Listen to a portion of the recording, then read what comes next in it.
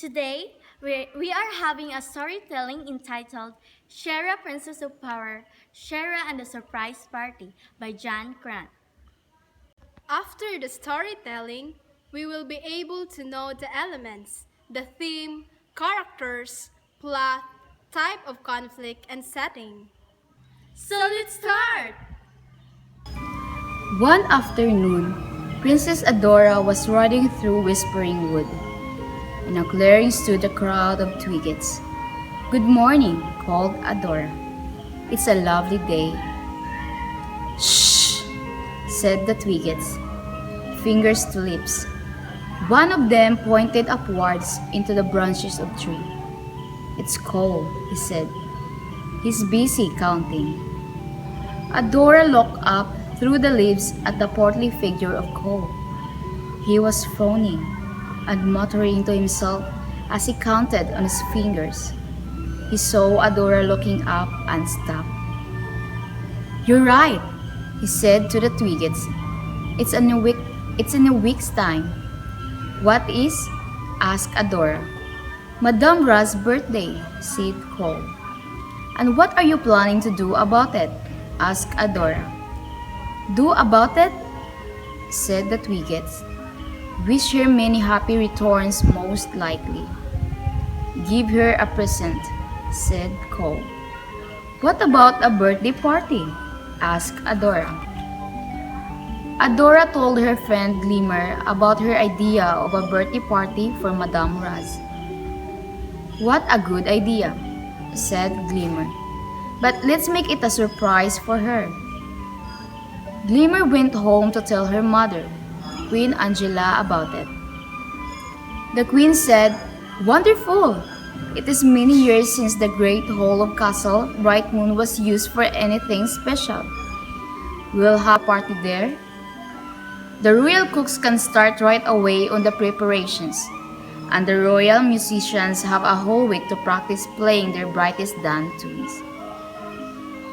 As the queen had said, Castle Brightmoon was soon bustling with activity. Tables, chairs, cups, plates, knives and forks were brought out from the castle storerooms. And during all the preparations, not a word was said to Madame Raz.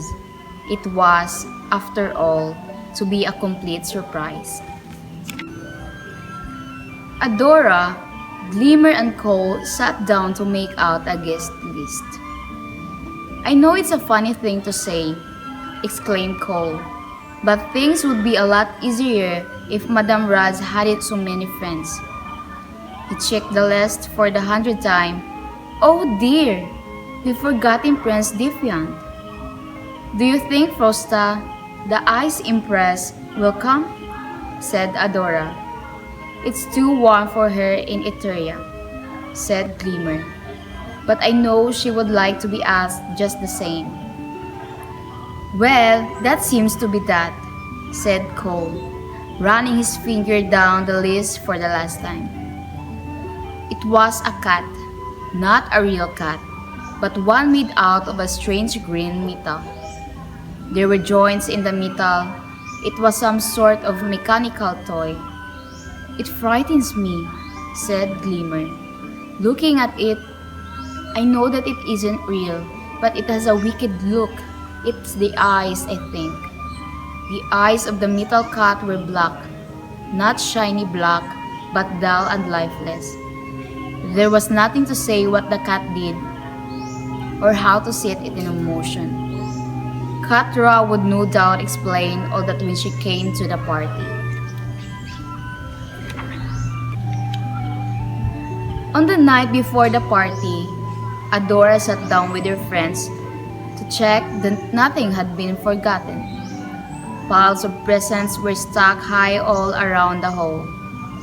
They came from all Madame Ra's friends, but there was nothing from the Twiggets. "The Twiggets are preparing a surprise present," said Glimmer. "I don't know what it is to be, but they spend a lot of time giggling among themselves." "Whatever else happens," said Queen Angela, Madame Raz must not know nothing until the very last moment. But, said Glimmer, she is bound to notice everyone is dressed in their best clothes and heading for Castle Brightmoon. Someone will have to keep her busy until we are ready to spring the surprise. Leave that to me, said Adora. Early next morning, Adora saddled her horse, Spirit, and rode through Whispering Wood in search of Madame Raz. She found her in a clearing, practicing her magic. And it wasn't going well at all. She waved her arms, she muttered magic words, and Broom leaned against a tree looking worried. When Madame Raz's magic went wrong, Broom was usually the one who suffered. Adora called out, "Good morning, Madame Raz." Madame Raz stopped her waving and muttering. She sat down on a tree stump to get her breath back, and Adora joined her. "It's one of those mornings," said Madame Raz. "It's really a very simple piece of magic, but it just won't come right. You see that toadstool? I should be able to magic it right to the other side of the clearing, and back again, or anywhere else, and it doesn't work. Can I help in any way?" asked Adora. "The only person who can help me is my old teacher, Madame Riz, but she lives far away among the Sylvan Mountains."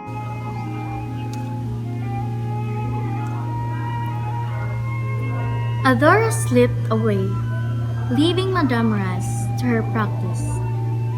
She mounted Spirit and rode off into the trees. Once she was out of sight, she drew her sword and cried, "For the honor of Grayskull!" In an instant, she had become Shera, Princess of Power, and Spirit was Swift Wind, the fabulous winged unicorn. Madame Raz was still trying hard when she looked up and saw Swift Wind swooping down over the tree's tops. He landed beside her. "It's such a lovely day," said Shera, "that I would like to give Swiftwind some exercise. Perhaps a flight to the Sylvan Mountains for the day." "Did you say the Sylvan Mountains?" exclaimed Madame Raz. "Do you think that that is to say, would you? Would you like to come?" asked Shera. "Yes, please," cried Madame Raz. In no time at all, Swiftwind was soaring high above Whispering Wood. Madame Raz clung behind Shera with Broom tucked firmly under her arm. "I like this," cried Broom. "Carrying people around is part of the job of being a magic broom, but it's nice being carried for a change." Soon, the Sylvan Mountains appeared ahead. "Is there any place in particular you would like to visit?" asked Shera. Madame Raz looked down. "Yes," she said. "I have a friend who lives here. Her house has a pink roof and green chimney. The walls are brown with yellow decorations." Swiftwind swooped lower. "There it is!" cried Madame Raz. "It's a gingerbread house," exclaimed Shera. "It's the home of my old teacher, Madame Wiz," said Madame Raz. "And here she is, a little old lady with white hair and rosy cheeks came out to meet them as Swiftwind landed lightly on the grass in front of the house." With cries of delight, the two old friends threw their arms around one another. "I'll leave you to catch up on all your news," said Shera. Swift wind, and I will take a look at these beautiful mountains. She leaped on Swift wind's back. Have a nice goosey, she cried. I will be back in time to take you home. Then Swift wind rose into the air and went skimming away over the hills. Once out of sight of the gingerbread house, Shara said,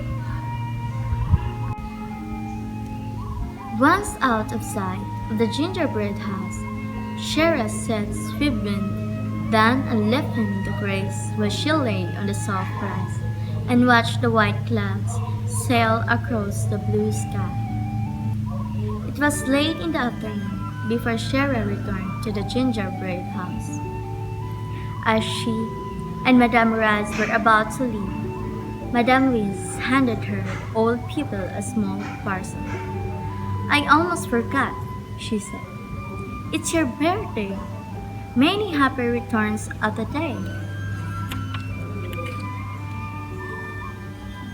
Everyone else has forgotten it's my birthday, said Madame Raz. Sadly, you are the only person who has remembered. She opened the parcel. Inside was an elegant teacup and saucer. It's magic, of course, said Madame Wiz. Whenever you feel like a cup of tea, it will fill up, just the way you want it. Try it, Madame Raz said. I feel like a cup of tea, and immediately the cup filled up with steaming tea. Madame Raz took a sip. Just as I like it, she cried. Milk and 2 sugars. As Swift wind rose into the earth, Madame Wiz stood outside her gingerbread house and waved until her visitors were out of sight. Ah, well, sighed Madame Raz. I suppose it was something that one person remembered my birthday. Shara smiled quietly to herself as Swiftwind bore them speedily towards Castle Brightmoon and the surprise party. Meanwhile, in the great hall of Castle Brightmoon, the guests were assembling. It was the greatest celebration any of them could remember. They laughed and chatted to each other, while the royal musicians played merry airs to pass the time until the festivities would begin. Outside the sun was setting. Evening shadows began to spread across the land. But in Castle Brightmoon, the walls and ceilings glowed with magical light. The guest list again. Not everyone has arrived. There was no sign of Katra, and until Madame Raz arrived, the party couldn't begin. Glimmer had been looking out of the window at the darkening sky. Here comes Madame Raz! Against the evening stars, she had seen something coming swiftly towards the castle. It was Swiftwind. On his back was Shira, and clinging behind the Princess of Power was Madame Raz. As Swiftwind swept over Whispering Wood, Madame Raz said, "This will do nicely. You can set me down here." "In a moment," said Shira. "I have a little business to attend to. I'd like you to come along with me. That is, if you have no objection." "Not at all," said Madame Raz. The wood was soon left behind, and Castle Brightmoon lay straight ahead. Lights blazed from every window in the castle, but there was not a sound as Swiftwind came down outside the entrance. The great door stood wide open. Shira helped Madame Raz to dismount. "Just go straight in," she said. "I'll join you inside in a moment." Wondering, Madame Raz walked through the entrance along a wide corridor into the great hall. As Madame Raz stepped into the great hall, the royal trumpeters blew a loud fanfare. This was followed by loud cheering from the guests. "Surprise! Surprise! Happy birthday, Madame Ras. Madame Ras didn't know what to say. She just stood with tears of happiness running down her cheeks. They hadn't forgotten her birthday at all. On their shoulders, they bore a giant birthday cake, ablaze with candles, 1,009 candles to be precise. Katra cowered away from the sudden bright light. Claudine turned her eyes from the brightly lit cake and sprang back. Her tail cuffed the table that held the metal cat.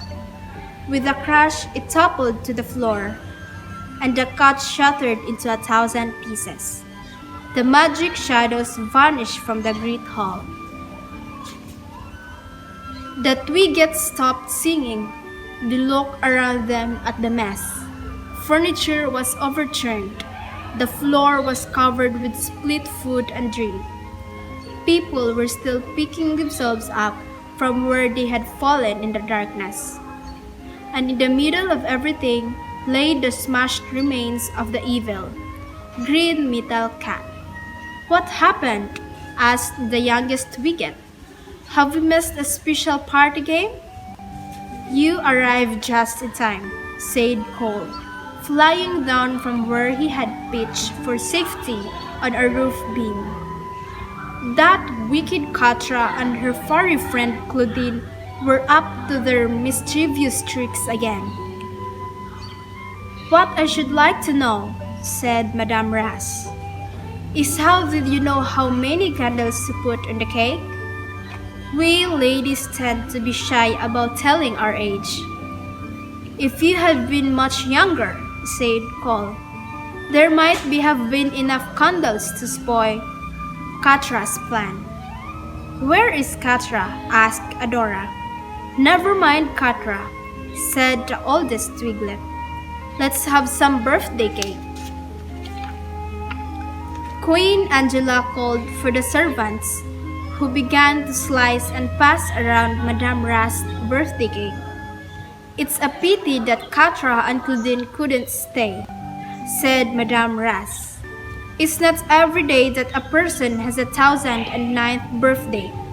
I would have liked to give them each a piece of cake, at least." Cole had been perched on a windowsill. Munching his slice of cake, he looked out. "There they go!" he cried. In the moonlight, Katra could be seen making her escape astride Claudine. Madame Ras leaned out. "Come back!" she called. "You didn't get your cake." She paused. "Silly me," she said. "I used magic.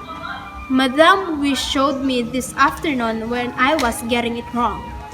She said the magic words, waved her arms, and the top section of the cake sailed through the window. "Catch!" she cried. But it was too late. The cake hit Katra and Claudine in a great splatter of icing, marzipan, and other sticky things. "Oh well," said Madame Ras. "Cats do lick themselves clean, so it won't be wasted. Now, let's get on with my birthday party." At this moment, let us share to you the elements of the story. The theme of the story is about the importance of friendship and acceptance. The central message of this episode revolves around the power of friendship and the importance of accepting others for who they are. Shera, despite her initial reservations, learns to embrace the unique personalities and quirks of her friends. This theme is reinforced by the various interactions between the characters, highlighting the strength and value of their bond. Characters: Shira or Adora. The protagonist and the titular Shira, Adora is a powerful warrior struggling to balance her heroic responsibilities with her desire for a normal life. She is initially hesitant about the surprise party, but ultimately learns to appreciate the gesture and the love of her friends. Next is Glimmer. the princess of Bright Moon and Adora's best friend. Glimmer is a skilled strategist and a loyal companion. She is the mastermind behind the surprise party and demonstrates her dedication to making Adora feel appreciated and loved. Cole, a skilled archer and a close friend to both Adora and Glimmer. Cole is a source of humor and support. He is enthusiastic about the surprise party and helps Glimmer with the preparations.